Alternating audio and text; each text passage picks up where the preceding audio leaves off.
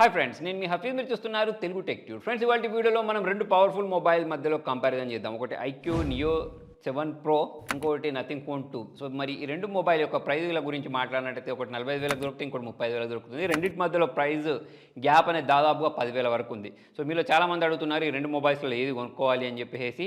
So మరి ఈ రెండు మొబైల్స్లలో మీరు ఏది కొనుక్కోవాలి అనేది తెలుసుకోబోయే ముందు, ఈ రెండు మొబైల్స్ అనేవి అప్పుడప్పుడు మనకు ఆఫర్లో దొరుకుతూ ఉంటాయి, చాలా తక్కువ ధరకే దొరుకుతూ ఉంటాయి. సో అటువంటి ఆఫర్స్ మీరు మిస్ అవ్వకుండా ఉండాలి అంటే మన టెలిగ్రామ్ ఛానల్ జాయిన్ అయిపోండి. ఈ మొబైల్సే కాకుండా ఏ మొబైల్స్ అయినా సరే తక్కువ ధరకు దొరికినప్పుడు మనం అందులో పోస్ట్ చేస్తూ ఉంటాం. వెంటనే మీరు ఆ మొబైల్ కొనుక్కొని డబ్బులను అయితే సేవ్ చేసుకోవచ్చు. మరి మనం ఈ మొబైల్స్ గురించి మాట్లాడినట్టయితే నథింగ్ ఫోన్ 2 అనేది మనకు గ్లాస్ బిల్డ్ తోటి, అల్యూమినియం ఫ్రేమ్ తోటి, ట్రాన్స్పరెంట్ బ్యాక్ తోటి, చూడ్డానికి ఐఫోన్ లాంటి లుక్ తోటి ఈ మొబైల్ అనేది కనిపిస్తుంది. సో మరి అదే ఈ iQOO గురించి మాట్లాడినట్టయితే ఈ మొబైల్ కూడా బాగానే ఉంది. ఇన్ హ్యాండ్ ఫీల్ గురించి మాట్లాడితే మాత్రం మనం డెఫినెట్గా ప్రీమియంనెస్ ప్రకారం నథింగ్ ఫోన్ 2కే మార్క్స్ వేసేయవచ్చు.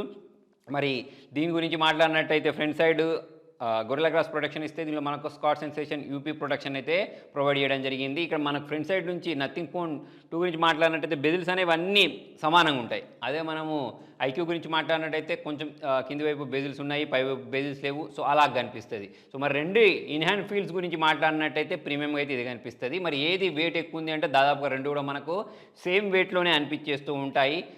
1 హ్యాండెడ్ తోటి రెండింటిని మెయింటైన్ చేయడం కష్టమే. రెండు కూడా కొంచెం పెద్ద సైజు ఫోన్లే, ఒకటి 6.7 ఇంచెస్, ఇంకోటి 6.8 ఇంచెస్ ఉన్నాయి కాబట్టి. సో మరి ఓవరాల్ చూసుకున్నట్టయితే ప్రీమియంగా ఏం కనిపిస్తుంది, ఇన్ హ్యాండ్ ఫీల్డ్ ఏంది బాగుంది అంటే నథింగ్ ఫోన్ 2ది. సో మరి పర్ఫార్మెన్స్ గురించి మాట్లాడితే రెండిట్లో కూడా మన స్నాప్డ్రాగన్ 8 Gen+1 ప్రాసెసర్ని అయితే యూజ్ చేయడం జరిగింది. ఈ మధ్యకాలంలో చాలా మొబైల్స్లలో అయితే ఈ ప్రాసెసర్ని యూజ్ చేస్తున్నారు. ఇంకా రానున్న కాలంలో కూడా చాలా మొబైల్స్లో ఈ ప్రాసెసర్ని మనం చూసే అవకాశాలు ఉన్నాయి. మరి పర్ఫార్మెన్స్ పరంగా చూసుకున్నట్టయితే, అంటే మీరు day to day life usage గురించి మాట్లాడినట్టయితే ఈ రెండు మొబైల్స్లో కూడా మనకి ఎక్కడ కూడా ఎటువంటి ల్యాగ్స్ అయితే చూడడానికి కనిపించవు. దాంతోపాటు మీరు ఏమైనా ఎడిటింగ్ చేశారనుకోండి, ఎడిటింగ్ చేసేటప్పుడు కూడా మనకు ఎటువంటి పర్ఫార్మెన్స్ డ్రాప్ అనేది చూడడానికి కనిపించదు. చాలా ఈజీగా అయితే ఇది మన డే టు డే లైఫ్ యూసేజ్లో రెండు మొబైల్స్ అనేవి వర్క్ అవుతున్నాయి. అలా కాకుండా ఇక మనం గేమింగ్ విషయానికి వచ్చినట్టయితే ఇక్కడ మనము iQOO నియో 7 Proకి ఎడ్జ్ ఇచ్చేయచ్చు. సో ఇందులో మనకు డెడికేటెడ్ గేమింగ్ చిప్ ఒకదాన్ని ప్రొవైడ్ చేశారు. అలా అని చెప్పేసి మళ్ళీ మనకు iQOO నియో 7 Pro గురించి మాట్లాడినట్టయితే దీనిలో మనకు LTPO డిస్ప్లేని ప్రొవైడ్ చేశారు. అంటే ఏం చేస్తాయంటే రిఫ్రెష్ రేట్ని మార్చుకుంటూ ఉంటుంది. దాని కారణంగా మనకు బ్యాటరీ మీద ఎక్కువ ఎఫెక్ట్ పడదు. అది మనకు డే టు డే లైఫ్ యూజేజ్లో అర్థం కాదు. కాకపోతే దీనిలో అదొక అడ్వాంటేజ్ ఉంది. కాకపోతే దీనిలో మనకు డెడికేటెడ్ గేమింగ్ చిప్, తర్వాత ఫ్రేమ్ ఇంటర్ప్లేషన్ ఏదైతే ఉంటుందో దాని కారణంగా మనం ఏదైనా 120 FPS గేమ్స్ని ప్లే చేసేటప్పుడు చాలా మంచి ఎక్స్పీరియన్స్ వస్తుంది. ఎక్కువ టైం గేమ్ ఆడేటప్పుడు మనకు ఈ నథింగ్ ఫోన్ 2తో పోల్చుకున్నట్టయితే iQOO నియో 7లో మంచి పర్ఫార్మెన్స్ వస్తుంది ఎక్కువ టైం గేమ్ ఆడితే. మరి రెండు మొబైల్స్ హీట్ అవుతాయా గేమ్ ఆడేటప్పుడు అంటే, అవును, గేమ్ ఆడేటప్పుడు ఎక్కువ టైం గేమ్ ఆడేటప్పుడు రెండు మొబైల్స్లో కూడా మనకు హీటింగ్ ఇష్యూస్ అయితే చూడడానికి అనిపించేస్తున్నాయి. తక్కువ టైం గేమ్ ఆడితే మాత్రము మనకు ఎక్కువ హీట్ అయినట్టయితే అనిపించదు. సో మనకు ఈ నథింగ్ ఫోన్ 2 గురించి మాట్లాడితే ఎస్పెషల్లీ ఫ్రేమ్ ఏదైతే ఉంటుందో ఆ ఫ్రేమ్ చుట్టూ మనకు హీటింగ్ అనేది తెలుస్తూ ఉంటుంది. iQOO నియో 7 Proతో పోల్చుకున్నట్టయితే ఇక దీన్ని ఎలాగో మనకు గేమింగ్ కోసమే డిజైన్ చేశారు కాబట్టి మీకు అంత ఎక్కువగా దీనిలో హీటింగ్ ఉన్నట్టయితే అనిపించదు. కాకపోతే రెండిట్లో కూడా మనకు ఈ హీటింగ్ చూడడానికి అయితే కనిపిస్తుంది.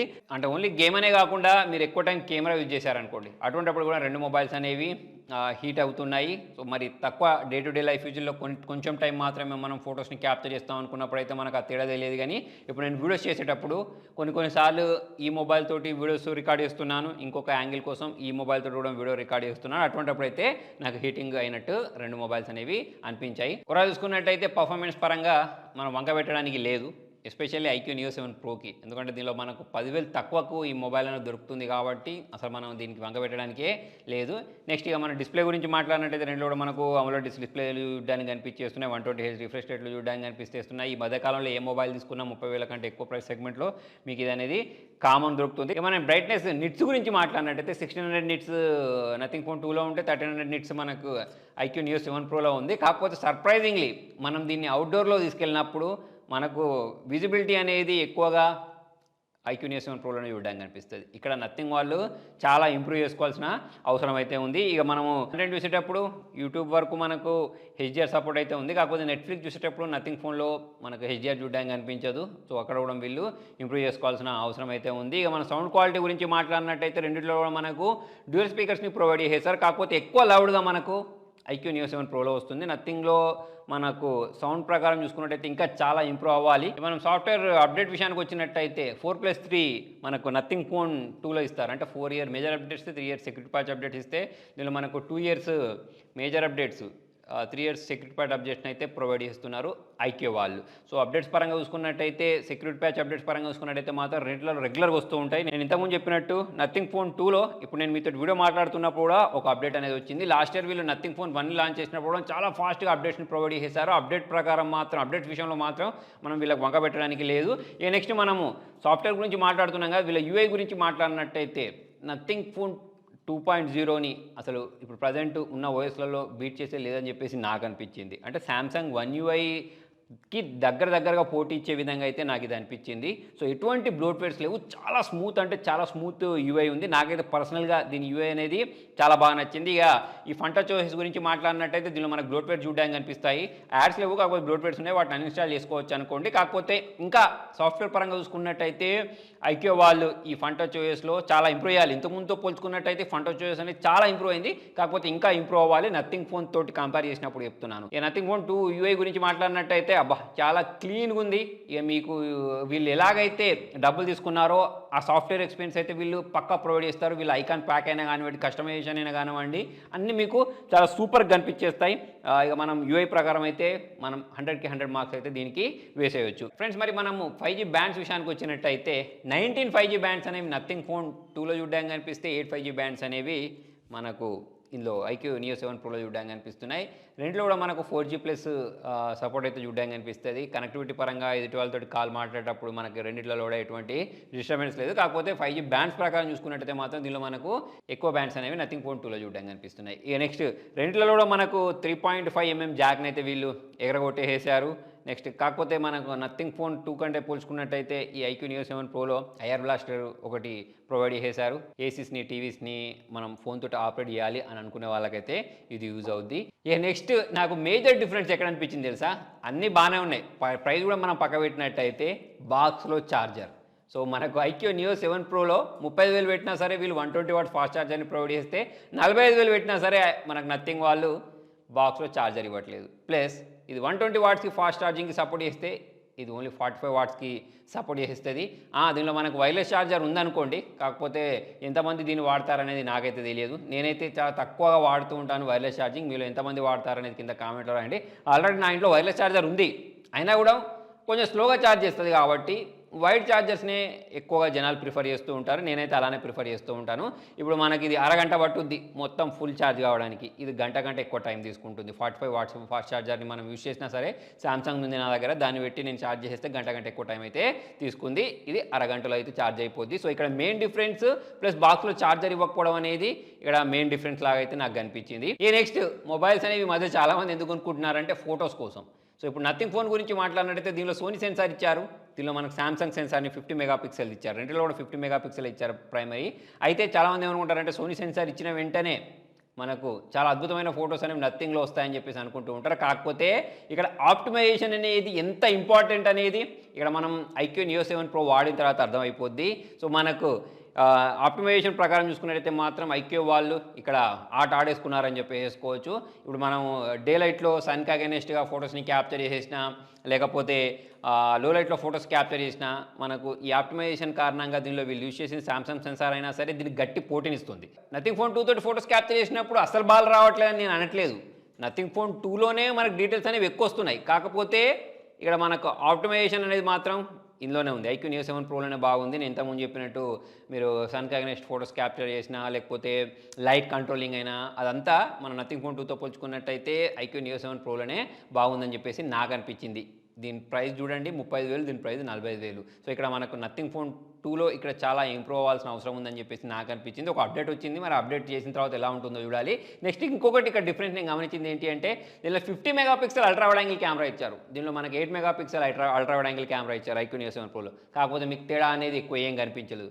అంటే 50 మెగాపిక్సెల్ అంటే చాలా ఎక్కువ తేడా కనిపిస్తుందని చెప్పేసి మనకు అనిపిస్తుంది. కాకపోతే ఎడ్జ్ టు ఎడ్జ్ ఉన్నాయి, నాకు పెద్ద డిఫరెన్స్ అయితే ఏమనిపించలేదు.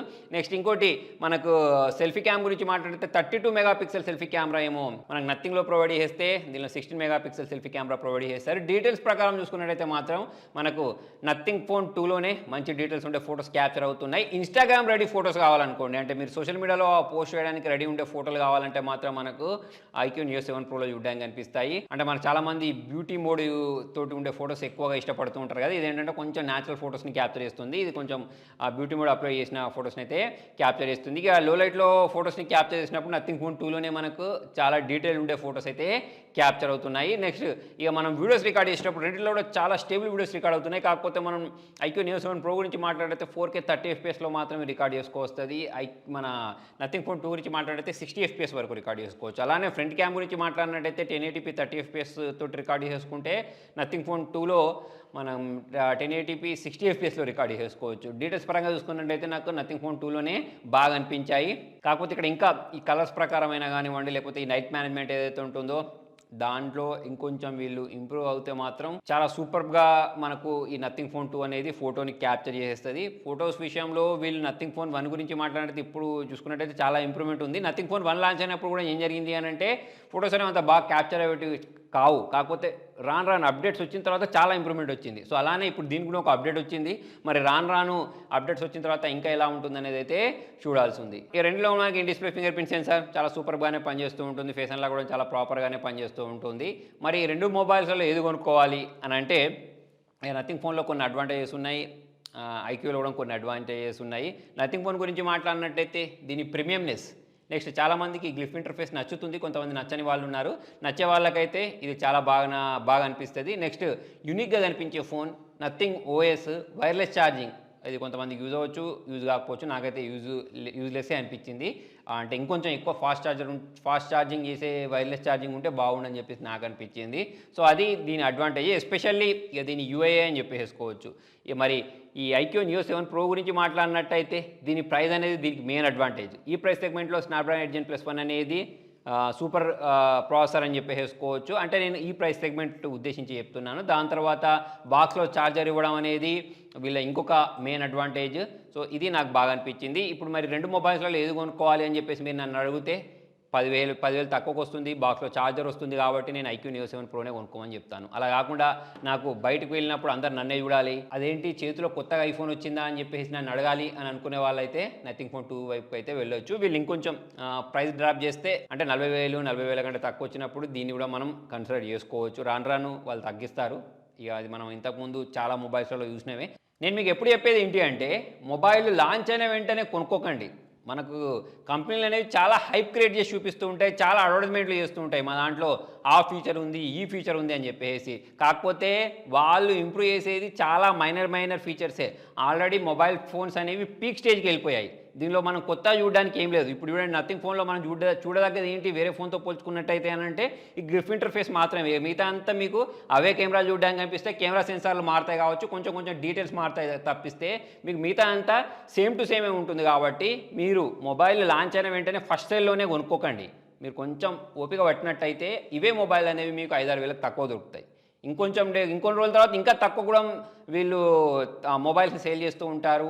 మనకు ఈ బిగ్ బిలియన్ డే అని చెప్పేసి అమెజాన్ అటువంటి సేల్స్ వస్తుంటాయి సార్. అప్పుడు చూసుకున్నట్టయితే ఇంకా దారుణంగా కూడా మనకు డబ్బులు అనేవి తక్కువ చేస్తూ ఉంటారు. కాబట్టి మీరు ఎప్పుడైనా సరే మొబైల్ లాంచ్ అయిన వెంటనే కొనకండి. కొన్ని డేస్ ఆగితే మీకు ఇవే మొబైల్స్ అనేవి తక్కువ దొరుకుతాయి. ఇప్పుడు ఈ రెండు మొబైల్స్లలో ఏది కొనుక్కోవాలి అంటే iQOO Neo 7 Pro అయితే మీరు కొనుక్కోవచ్చు. నథింగ్ ఫోన్ 2 ధర తగ్గినప్పుడు దీన్ని కూడా కొనుక్కోవచ్చు. సో మొత్తానికి ఇది ఫ్రెండ్స్ ఇవాళ వీడియోలో. మరి నా వీడియో అనేది మీకు జెన్యూన్గా అనిపిస్తే, నేను జెన్యూన్గా చెప్పానని చెప్పేసి మీకు అనిపిస్తే ఈ వీడియో సాధ్యమైనంత వరకు లైక్ చేయండి, షేర్ చేయండి. Thank you.